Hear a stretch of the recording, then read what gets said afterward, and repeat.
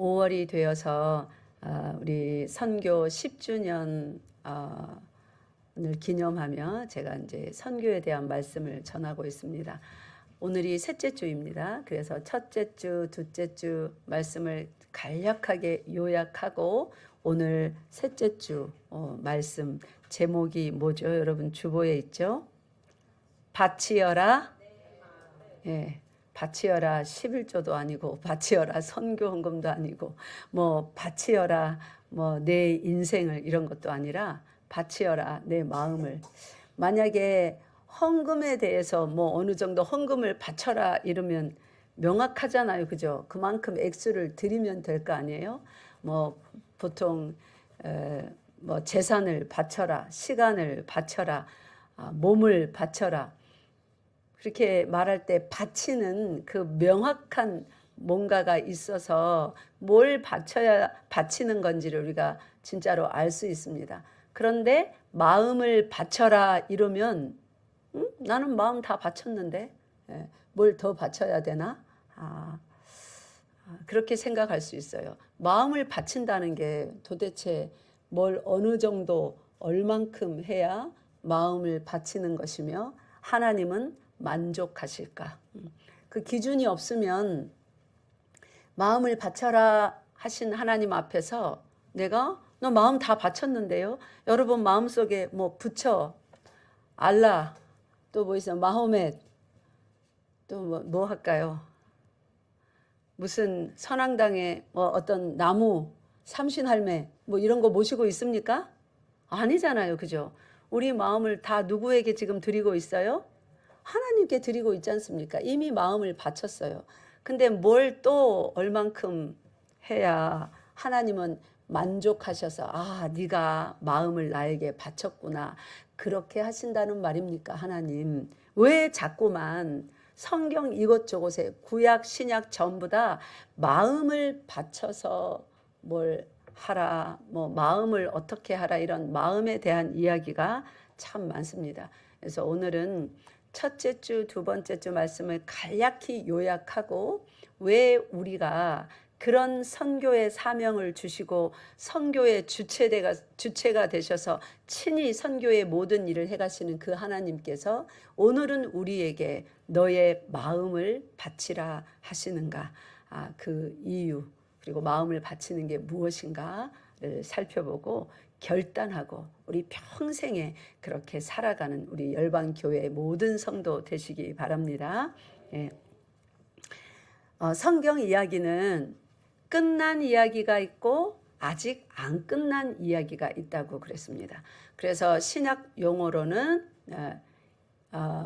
그 이미와 아직, already, not yet, 이미 다 이루어진 것 그리고 아직 다 이루어지지 않아서 지금 계속 진행되어서 언젠가 이루어질 것. 그래서 그 말씀을 친히 하나님께서 하신 이 한마디 말씀으로 표현한 성경 구절들이 있었죠. 요한복음 19장과 요한계시록 21장에 예수 그리스도께서 십자가 위에서 뭐라고 말씀하셨어요? 운명하시기 직전에 다 이루었다. 그러면 그거는 이제 끝난 얘기라는 거예요. 거기다가 누구의 어떤 힘도 보태면 안 되고 보탤 수도 없고 예수님이 다 이룬 스토리예요. 그 다음에 저기 요한계시록 21장에 가니까 하나님께서 성부 하나님께서 친히 뭐라고 하십니까? 이루었도다. 그거는 아직 기억이 잘 안 나세요. 그럼 한번 읽읍시다. 요한계시록 21장 5절 6절 4절부터 읽을까요? 4절부터 읽읍시다. 4절부터 6절. 이제 이 일을 위하여서 우리가 지금 명령을 받아서 그렇게 살고 있는 거예요. 무슨 명령요? 서로 사랑하라는 명령. 두 번째는 가서 제자 삼으라는 명령. 이 두 가지 명령을 잘 지켜야만 이제 끝날 이 하나님이 하늘에서 이루었도다 하고 완결하신 이 일이 우리 눈앞으로 다가오는 겁니다. 얼굴과 얼굴을 대하여 보듯이 우리가 예수 그리스도의 십자가에서 우리 대속의 일이 완전히 다 이루어진 것처럼 여기서 말하는 이루었도다 이 일도 이제 우리 눈으로 실제로 보게 되는 것입니다. 그래서 우리는 예수님께서 내 죄를 위하여 십자가를 지시고 내 죄를 씻어주실 그것을 바라보며 사는 구약 백성들이 아니라 그거는 이미 끝난 일이에요. 우리 죄는 다 사함 받았어요. 우리는 예수 안에서 무엇을 바라보며 살아가야 됩니까? 다 이루어질 이 완결의 상황. 이것이 뭐냐면 새 하늘과 새 땅이요 예수께서 다시 오시는 그날입니다. 그러니까 이 그리스도인들은 구원을 받았나 못 받았나 이거 고민하는 사람들이 아니라 구원을 받았고 믿습니까? 이거는 다 이루었다입니다. 여기다 누가 손댈 거 없습니다. 여러분이 예수를 진심으로 영접하고 여러분의 하나님으로, 여러분의 구세주로, 여러분의 삶의 주인으로 한번 영접하면 영접하고 나서 죄를 다시 지어도 살인죄를 짓는다 하여도 거짓말을 많이 한다 하여도 이 구원이 취소됩니까? 그 죄 지은 것 때문에? 아니요. 이 구원을 취소할 사람의 죄는 아무것도 없습니다. 믿습니까? 그러나 구원받고 나서 죄 지으면 회개해야 되고 또 회개하면 되지 하면서 자유롭게 죄를 날마다 구원의 백성임을 알면서도 거리낌 없이 짓는다면 이 사람은 야고보서에 의하면 진짜 구원받은 사람인지 자기가 구원받았다고 착각하는 사람인지 좀 시험을 해보아야 되는 문제입니다. 그래서 예수 믿은 사람은 그 마음에 예수님이 있고 성령 하나님이 계셔서 끌고 가십니다. 어디로요? 진리 가운데로. 요한복음 16장에 있죠. 성령이 오시면 우리를 어디로 끌고 가요? 진리 가운데로. 그러니까 죄를 자유롭게 야 구원받았다 뭐 회개하면 된다더라 이러면서 자유롭게 안 짓는단 말이에요. 그게 구원받은 백성의 정신 상태입니다. 마음 상태입니다. 괴로워해요. 이전에는 죄 짓고도 뭐 저 사람보다는 나는 덜한데 네가 그랬으니까 내가 그랬지 이러면서 당연지사로 여긴다면 이제는 아무리 그 사람이 나한테 그랬어도 나도 똑같이 그렇게 하면 그게 내 마음에 내 생각에 어떤 일이 돼요? 괴로운 일이 된다는 겁니다. 여러분 지금 그렇게 살고 계시죠? 상대방이 그랬기 때문에 여러분도 그렇게 한 대 맞으면 한 대 치고 아이고 속 편하다 그리고 다리 뻗고 주무십니까? 아니면 마음이 괴롭습니까? 괴롭죠. 내가 왜 그랬나? 하나님이 용서하라 했는데 참으라고 했는데 인내하라고 했는데 나는 왜 이렇게 변하지 않는가 하고 괴로워하는 것입니다. 그러니까 그 사람은 구원받은 사람이에요. 상대가 어떻게 하든지 말든지 내가 성경 말씀대로 못 살았대 그 괴로워하는 거. 이런 사람들은 이제 어디를 향하여서 사냐면 구원을 향하여서 사는 게 아니라 바로 여기 요한계시록 21장에 하나님의 말씀하신 이루었도다 하는 그 새하늘과 새 땅을 향하여서 달려가는 백성들입니다. 거기가 어디예요? 한 단어로 말하면 따라서요. 천국. 네. 우리가 영원히 살아갈 나라입니다. 그러니까 이 땅은 지금 우리의 나라가 아니라 여행하는 잠깐의 기간이에요. 그 여행의 기간이 7, 80년 그리고 요즘은 100세 시대니까 뭐 강하게 운동하고 약 먹고 잘 자고 잘 먹고 하면 100년쯤. 그러나 금방 지납니다. 80년이나 100년이나 뭐 그게 그거예요. 금방 지나더라고요. 그래서 이 새하늘과 새 땅 천국으로 들어가 이제 변치 않는 끝이 없는 항상 존재하는 완전한 만족과 행복과 강건한 생육의 그 능력 속에서 그것이 하나님께서 이미 하늘에서 이루었도다 하시면서 누구에게 보여주셨어요? 세례 요한에게 그의 영안을 열어 보여주셨습니다. 그가 보고 요한계시록을 기록하였습니다. 우리는 그것을 믿는 사람들이에요. 진짜 그 새하늘과 새 땅, 그 나라가 그 하나님이 이 일을 시작하신 창세기에서 시작하신 그 하나님이 계시록에도 동일한 하나님이며 이 일을 이렇게 말씀대로 끝! 내가 시작과 끝이다. 처음과 나중이다. 알파와 오메가다. 하시며 진짜 약속하신 그대로 끝내실 하나님이신 것을 믿는 사람이라면 그렇게 예수를 믿었다면 우리는 이제 이 지점을 향하여 나아가는 겁니다. 이루었도다. 믿습니까? 그러면 뭐가 이루어지기를 바라면서 우리가 사는 사람인가? 4절부터 6절 읽겠습니다. 시작. 모든 눈물을 그 눈에서 닦아주시니 다시는 사망이 없고 애통하는 것이나 고가는 것이나 아픈 것이 다시 있지 아니하리니 처음 것들이 다 지나갔음이러라. 보좌에 앉으신 이가 이르시되 보라 내가 만물을 새롭게 하노라 하시고 또 이르시되 이 말은 신실하고 참되니 기록하라 하시고 또 내게 말씀하시되 이루었도다. 나는 알파와 오메가요 처음과 마지막이라. 내가 생명수 샘물을 목마른 자에게 값없이 주리니. 아멘. 예, 바로 이 나라요. 여기 앉은 우리 모두 예수를 믿는 사람들은 이 나라에 함께 들어가서 영원히 함께 살아갈 지체들입니다. 이 나라에서는 우리는 지금 이렇게 모여서 예배드리다가 이렇게 얼굴을 보면 그 사람이 말 안 해도 기분이 좀 나쁜지 좋은지 무슨 안 좋은 일이 있었나 좋은 일이 있었나 대충 짐작이 가잖아요. 근데 다 맞지 않습니다. 엄청 좋은 일이 있었는데 저 사람 뭐 기분 나쁜 일이 있나? 이렇게 반대로 생각해서 실수할 수도 있습니다. 근데 천국은 어떤 나라예요? 정말로 많은 지체가 모여서 예수 그리스도의 한 몸을 이루는 것이 완벽하게 완성된 나라예요. 그래서 그 나라는 어떻게 되나요?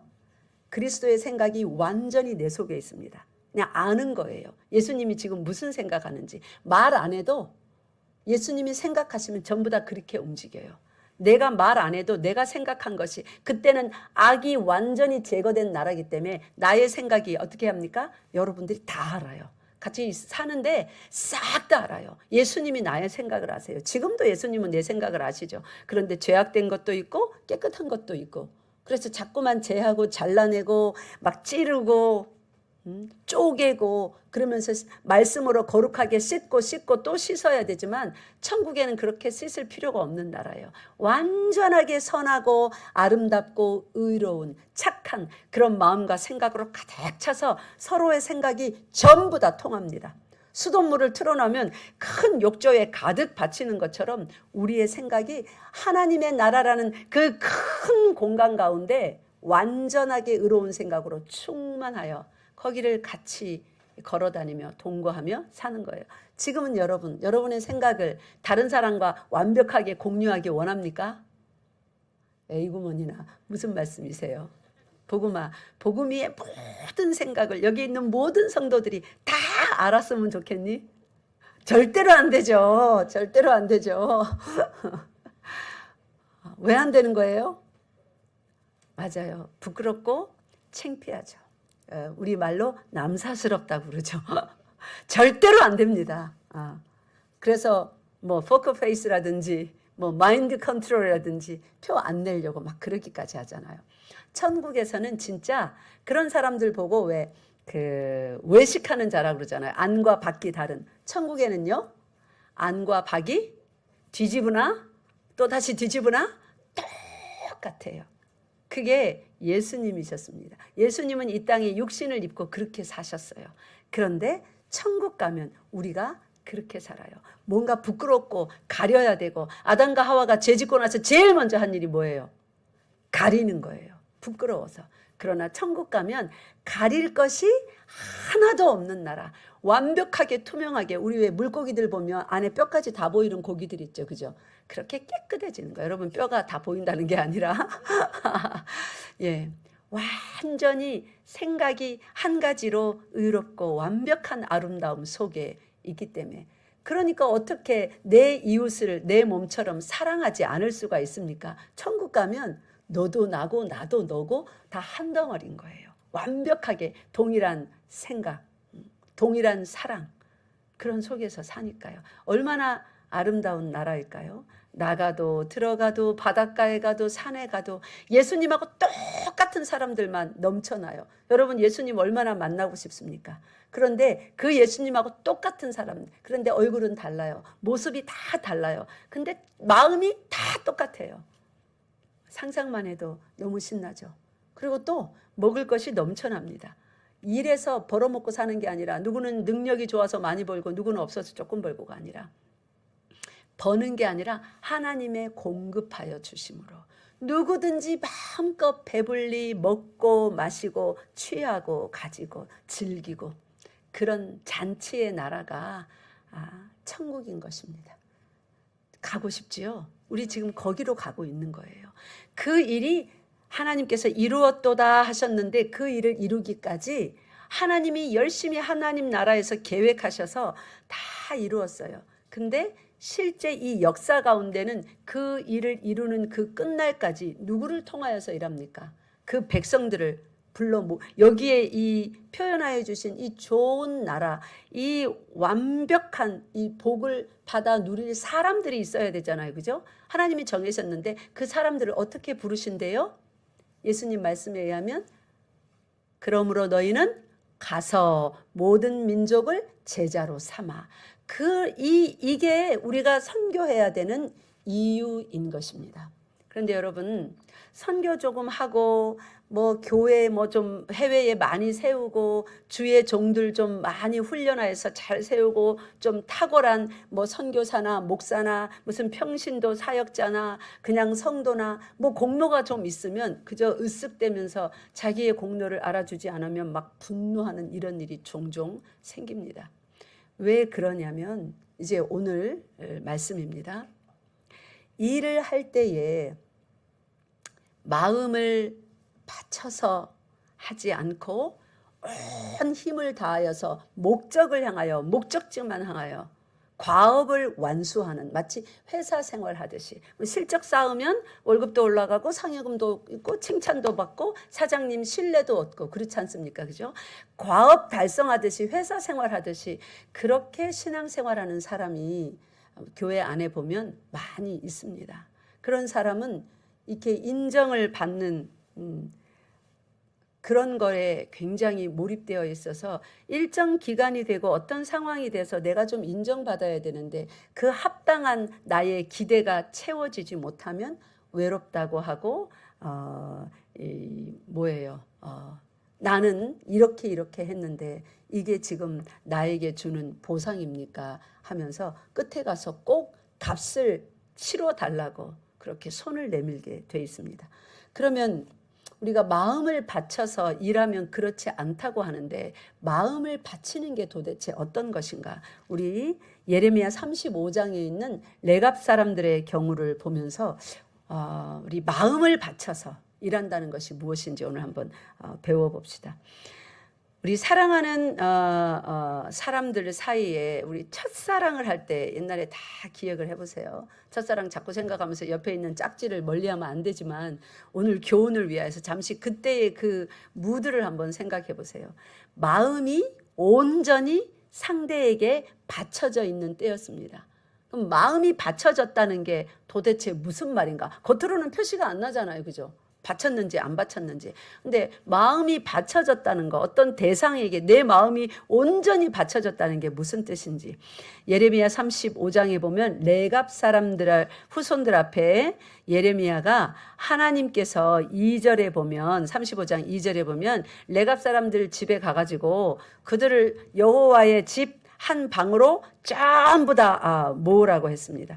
그래서 다 모아놓고 그들을 테스트를 하라고 그랬어요. 어떤 테스트냐면 포도주를 마시게 하라고 합니다. 그러니까 술을 먹여보라는 거죠. 먹나 안 먹나. 5절에 내려오 보니까 내가 레갑 사람들의 후손들 앞에 하나님의 명령대로 포도주가 가득한 종지와 술잔을 놓고 마시라 권함에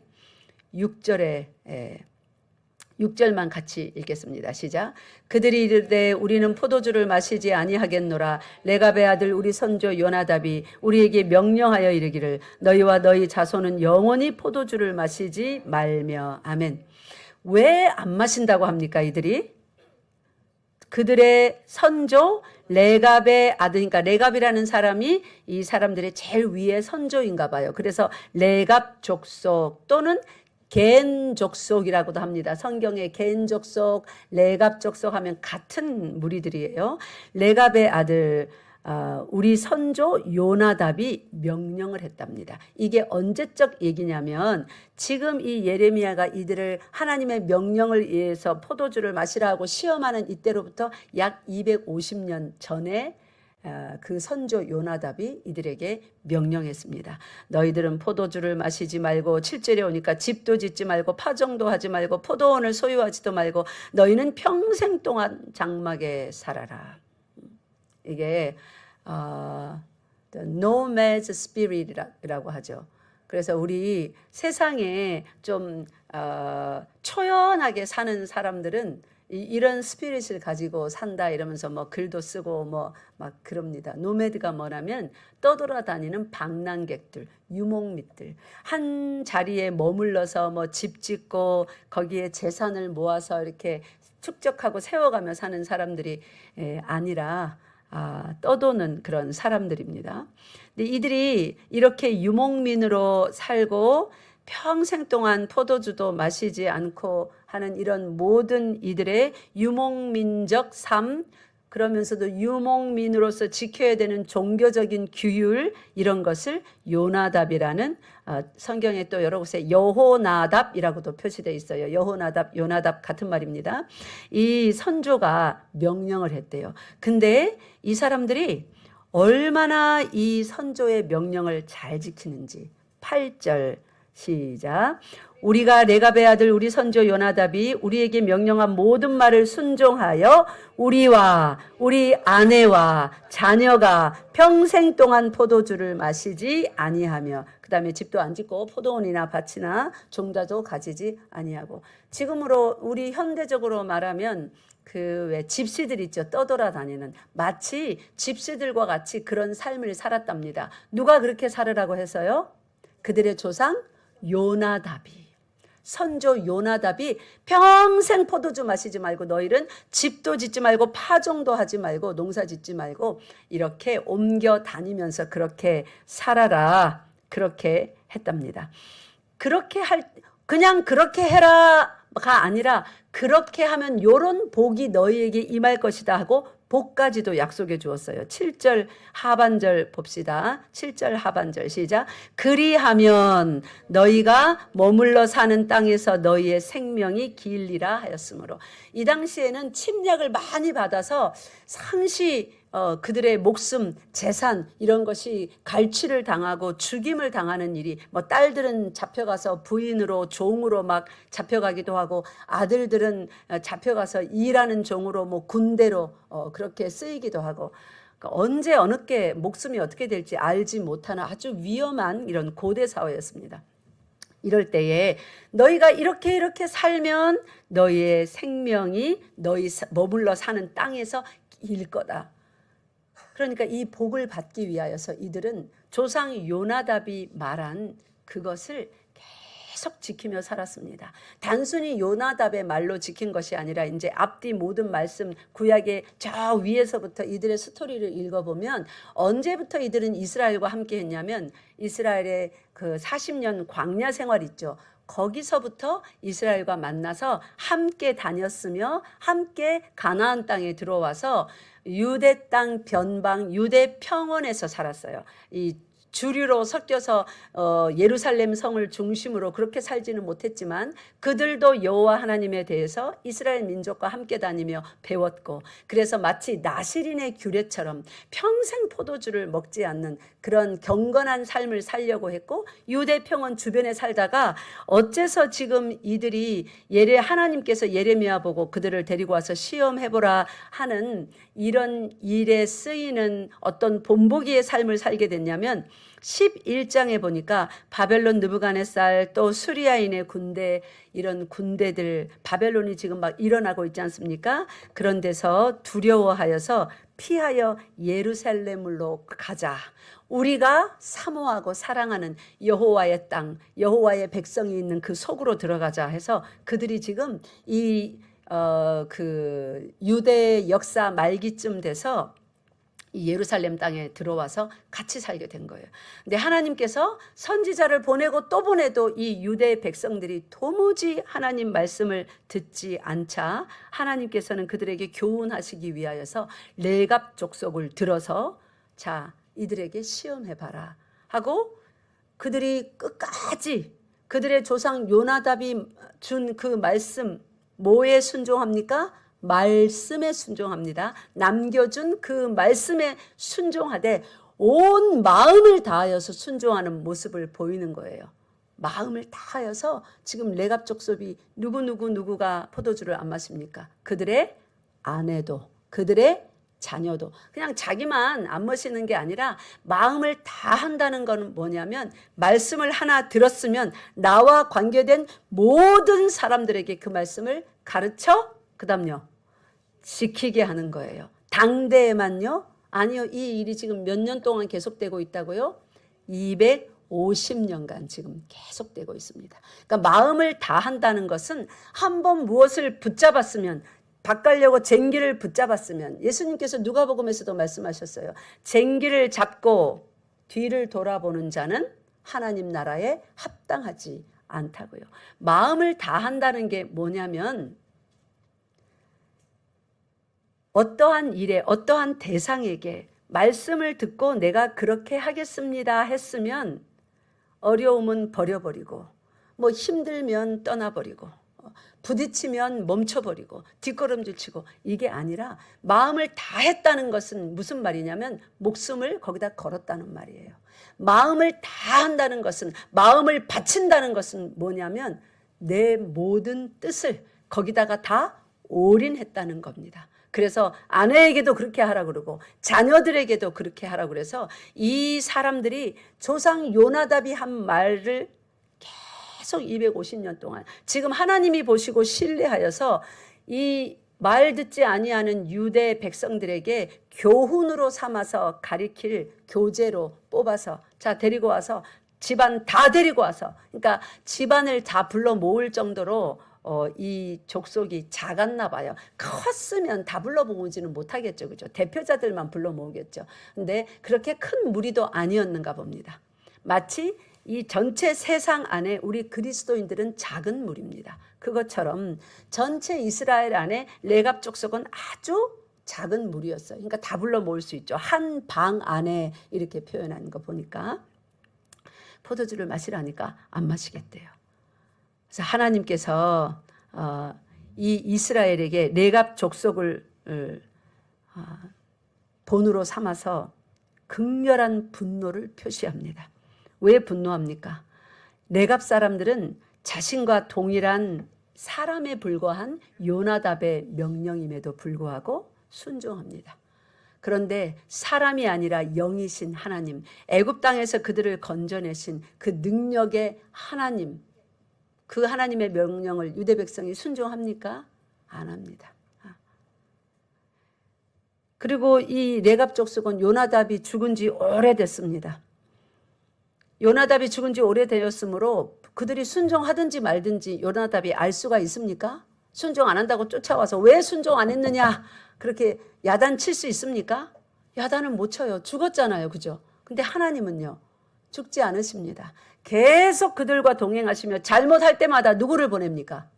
선지자를 보내서 깨우치게 하시고, 그래도 말을 안 들을 때는요 재앙을 보내서 고생의 떡을 먹게도 하시고, 그러면서 또 깨우치게 하시고, 그러니까 잘 순종할 수 있도록 모든 힘을 사용하여서 이스라엘 백성을 지금 가이드하고 계시는 거예요. 그런데도 끝끝내 순종하지 않습니다. 또 어떻습니까?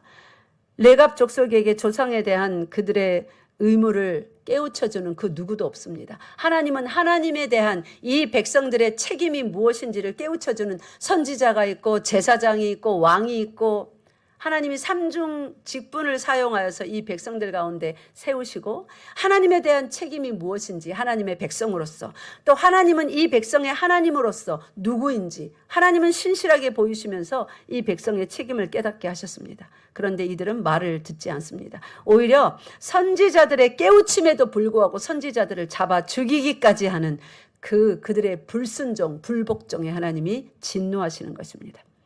그리고 요나답은 하나님께서 그의 백성에게 하듯이 그렇게 그 후손들을 위하여서 아무것도 한 것이 없습니다. 말만 남기고 때가 되어 죽었습니다.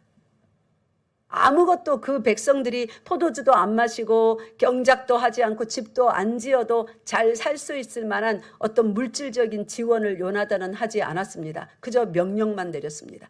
그럼에도 불구하고 그 요나답의 명령이 누구 가슴 속에 살아 있습니까? 레갑 족속의 모든 가슴 속에 살아서 이들은 250년 동안이나 그 조상 요나답이 한 명령의 말씀을 끝까지 지키며 예레미야가 이 당시 누구입니까? 이 레갑 족속이 이스라엘을 사모하고 여호와 하나님을 사랑하여서 이렇게 이스라엘과 함께 살아간다면 예레미야가 누군지 알았겠죠.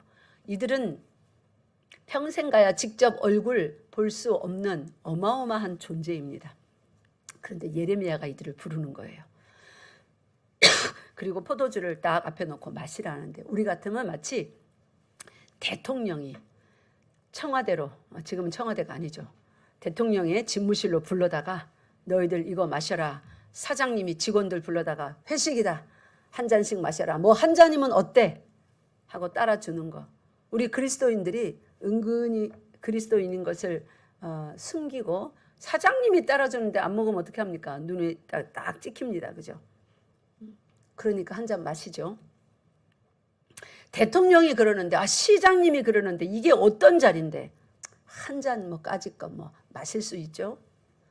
사람들은 그러는데 이 레갑 사람들은 도대체 어떻게 생겨먹은 사람들인지, 아니 이 대선지자 예레미야가 포도주를 마시라 하는데도 우리는 마실 수 없습니다. 여호와께서 말씀하시기를 그게 아니라 사람 조상 요나답이 말한 그 옛날에 말한, 이렇게 살아야 우리가 목숨이 이 땅에서 길다고 했습니다. 우리는 나도 안 마시고 아내도 안 마시고 우리 자식들도 안 마십니다. 우리는 레갑 족속입니다.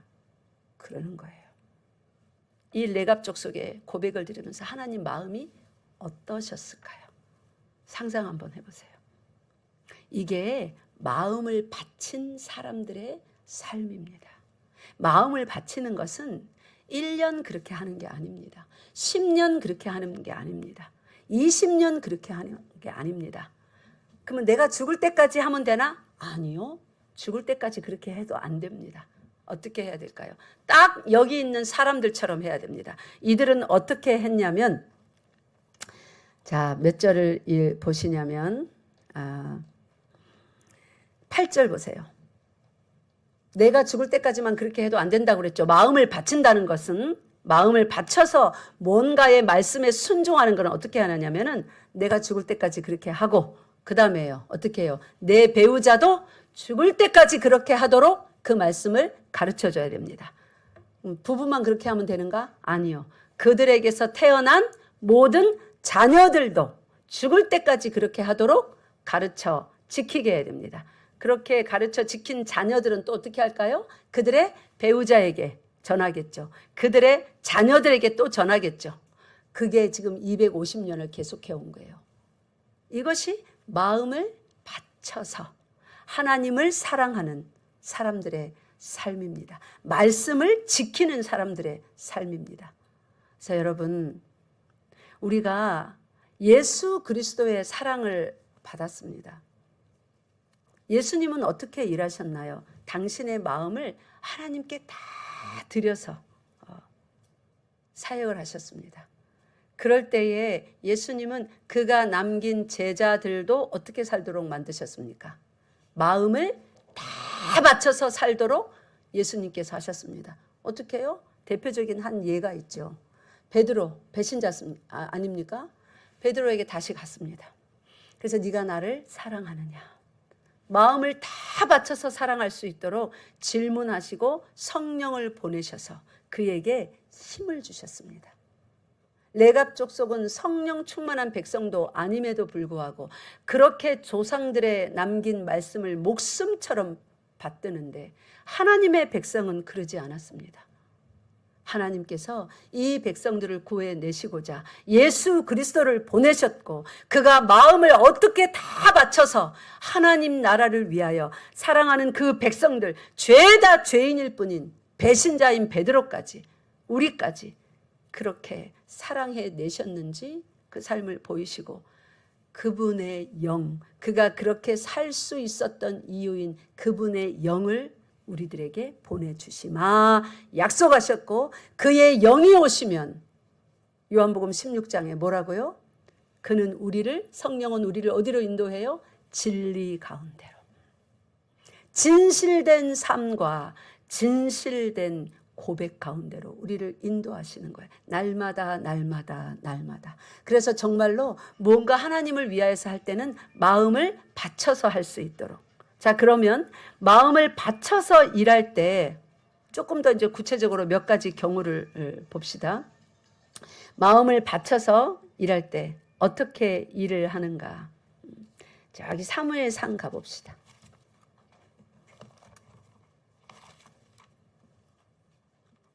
사무엘상 26장입니다. 26장 6절부터 12절 읽지는 않겠습니다. 이 다윗이 사울을 왕을 피해 다니다가 그 동굴에 숨었던 적이 있습니다. 그런데 사울 왕이 그것도 모르고 그 동일한 동굴에 들어옵니다. 그죠? 그러면 무슨 기회예요? 사울은 그 안에 다윗이 있는 줄 모르고 다윗이 먼저 들어갔으니까 저 구석에서 사울이 들어오는 걸 훤히 보입니다. 사울은 이제 들어가서 깜깜하니 아무것도 못 봅니다. 무슨 찬스입니까? 나를 죽이려 드는 이 원수를 단칼에 죽일 수 있는 이런 걸 보고 절호의 찬스라고 그러죠. 근데 다윗이 뭐라고 말합니까? 9절 26장 9절 읽겠습니다. 시작. 다윗이 아비새에게 이르되 죽이지 말라. 누구든지 손을 들어 여호와의 기름 부음 받은 자를 치면 죄가 없겠느냐 하고. 아멘. 도대체 사울이 다윗을 얼마나 죽이려고 온갖 힘을 다 썼습니까? 자기가 악령이 들려서 머리가 완전히 산산조각 나듯이 아플 때 다윗이 수금을 치며 노래하면 어떻게 해요? 악령이 떠납니다. 그렇게 떠나면 다윗에게 뭐 해야 될까요? 감사해야 되죠. 악령이 떠났는데 살만하면 창을 들어서 다윗에게 던졌습니다. 벽에다 꽂아서 죽여버리려고. 왜요? 백성들이 다윗을 사랑하니까. 질투심에. 군대를 이끌고 다니면서 그 다윗 한 사람 잡겠다고. 수천 명씩 끌고 다니고 수백 명씩 끌고 다니면서 다윗을 추적했습니다. 이 정도 되면 다윗은 이 동굴에서 사울을 만났을 때 이때 뭐라고 고백해야 됩니까? 하나님 감사합니다. 드디어 나에게 이 기회를 주셨군요. 하고 단칼에 없애버려야죠. 근데 다윗은 하나님이 이렇게 칭찬했어요. 사무엘상 16장에 보면 어떻게 해요? 저 소년에게 기름 부어라. 사무엘은 전혀 아니라고. 엘리압이 좋다고 엘리압에게 기름 부으려 하는데 하나님은 아니다. 저 사람이 기름 부어라. 뭐라고요? 나는 어디를 본다고요? 중심을 본다. 다윗의 중심을, 그 마음을 하나님이 참으로 기뻐하셨어요. 그 마음이 이곳저곳에서 표현이 되는데 여기서 이렇게 표현됩니다. 다윗은 자기의 억울함, 분함, 속상함, 수치 이런 게 문제가 아니에요.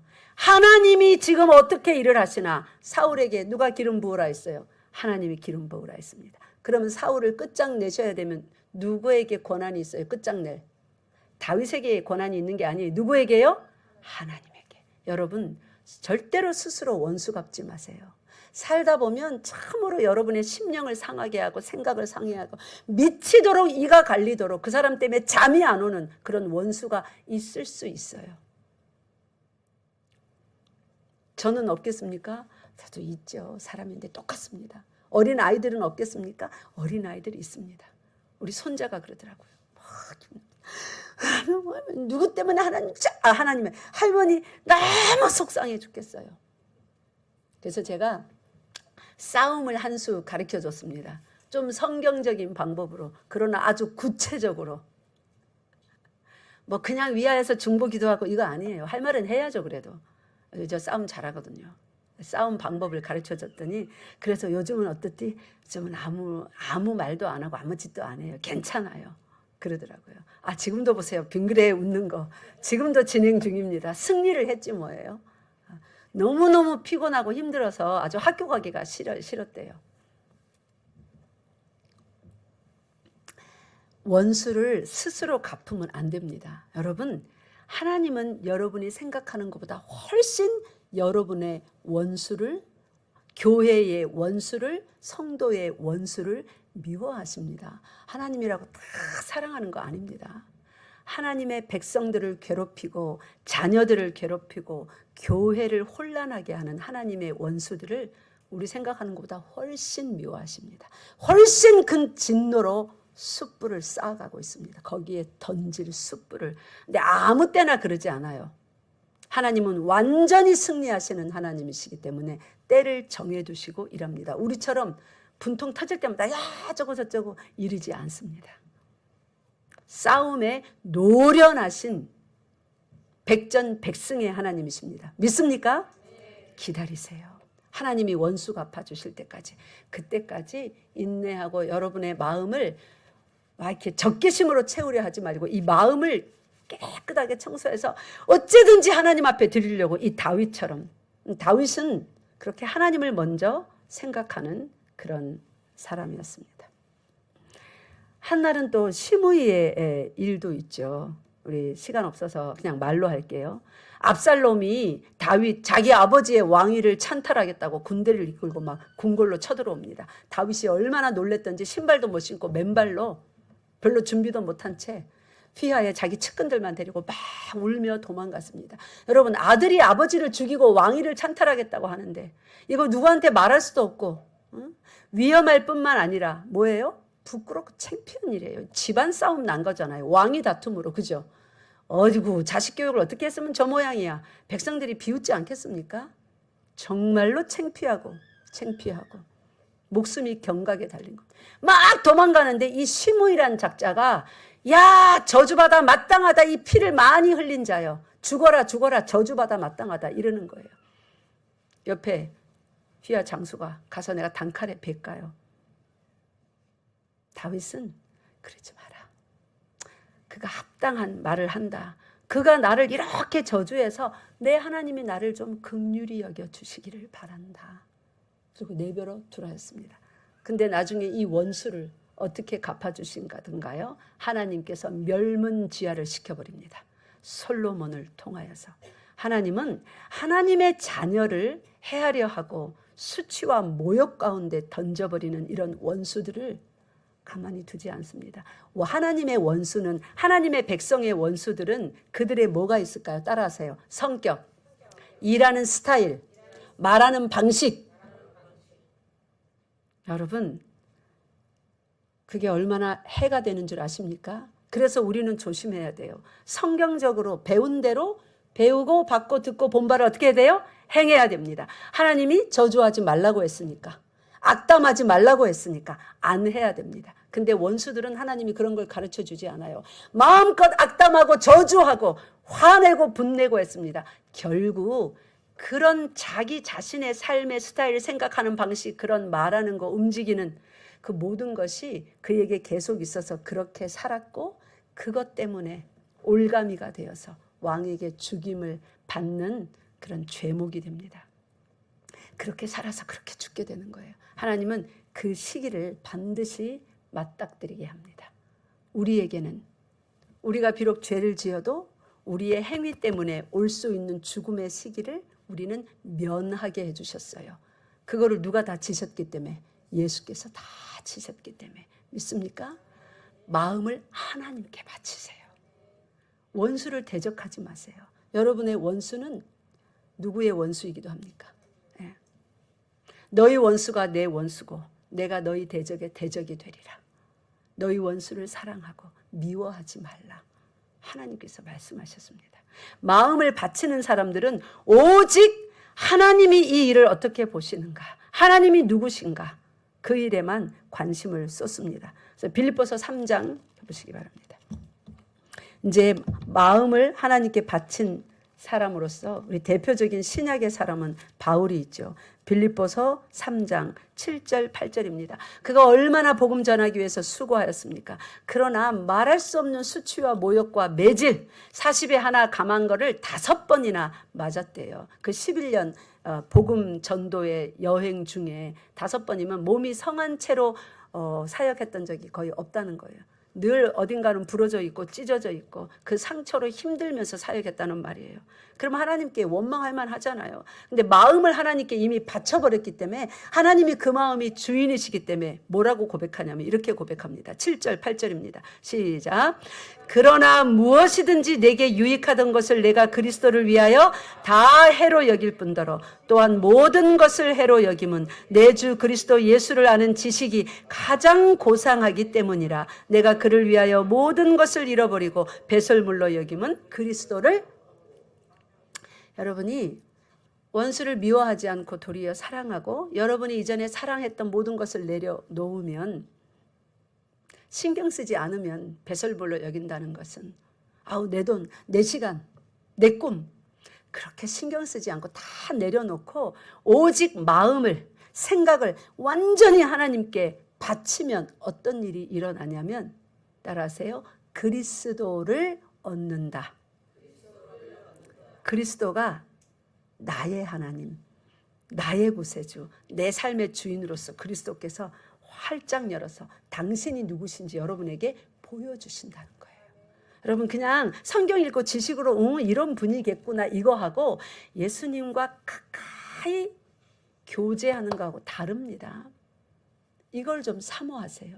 이 은혜를 받으려면 마음을 하나님께 바쳐야 돼요. 하나님께 바친 사람들은 원수와 싸우지 않습니다. 원수 갚는 것은 하나님께 맡깁니다. 하나님이 명령하신 그 일을 실행하기 위해서 예수님도 하나님께 마음을 바친 분이라 뭐라고 말하냐면 십자가를 져야 되는데 내가 이걸 질 만한 죄를 언제 지었습니까? 하지 아니하고 내 원대로 마옵시고 아버지 원대로 하옵소서. 십자가 위에서도 저들의 죄를 용서하여 주시옵소서. 그렇게 마음을 바쳤더니 가장 영화로운 하나님 우편에 다시 복귀하시는 그 복락을 지금 누리시고 계십니다. 그 예수님이 우리를 보시는 거예요. 그러지 마. 내가 원수 갚을게. 네가 갚는 거하고는 차원이 다른 원수 갚음이 나에게 있다. 내가 그날 그 시간 그 이야기와 그 일들을 내가 다 보았노라. 나에게 맡겨라. 원수 갚는 저금통 맡기래요. 복 받는 저금통도 되지만 원수 갚는 저금통도 됩니다. 여러분 스스로 말로써 행동으로써 같이 악하게 하지 마세요. 악을 악으로 욕을 욕으로 갚지 말고 도리어 시작 복을 빌라. 이는 우리가 어떻게 해요? 복을 유업으로 받게 하려 합니다. 베드로전서 3장 9절입니다. 그게 우리에게 주신 복입니다. 마음을 하나님께 바친 사람들은 어떻게 하냐면 마지막으로 읽읍시다. 마태복음 22장.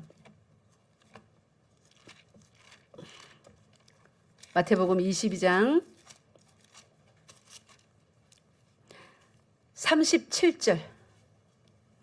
37절 읽겠습니다. 시작.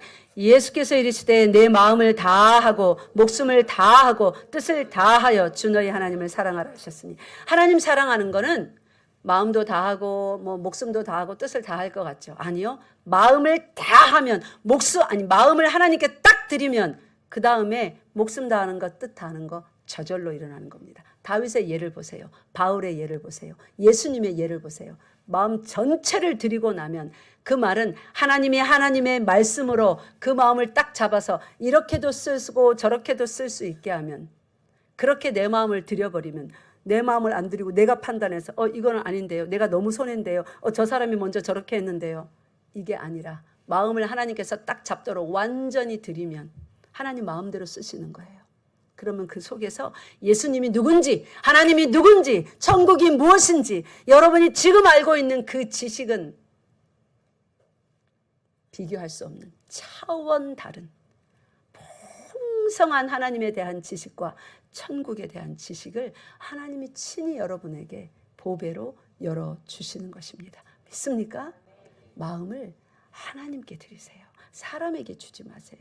하나님께 드리면 거기에 목숨이 따라갑니다. 거기에 나의 모든 의지가 뜻이 따라갑니다. 그렇게 되면 이웃을 드디어 내 몸처럼 사랑할 수 있게 해 주시는 거예요. 그 모든 만사의 시작이 마음을 드리는 겁니다. 마음을 드린 사람들에게 하나님이 명령하시는 거예요.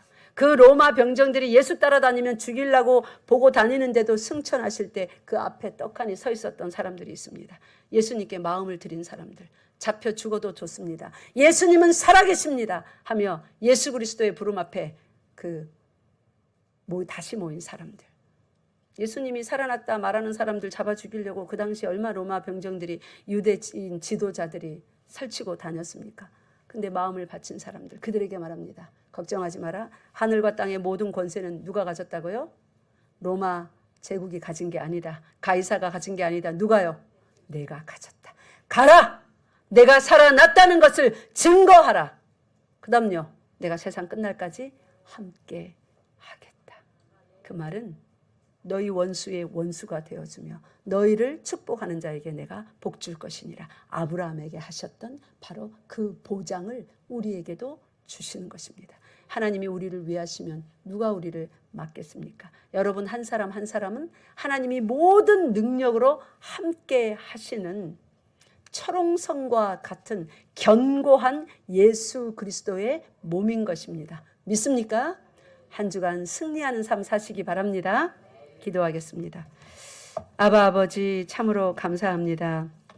우리에게 원하는 것은 어떤 다른 우리가 원하는 화려한 그런 것이 아니라 명예도 돈도 권력도 아니라 바로 우리의 마음이라는 것을 다시 한번 깨닫습니다. 바울처럼 다윗처럼 우리의 온 마음을 하나님께 바쳐서 예수 그리스도를 따르는 우리들 되게 하여 주시옵소서.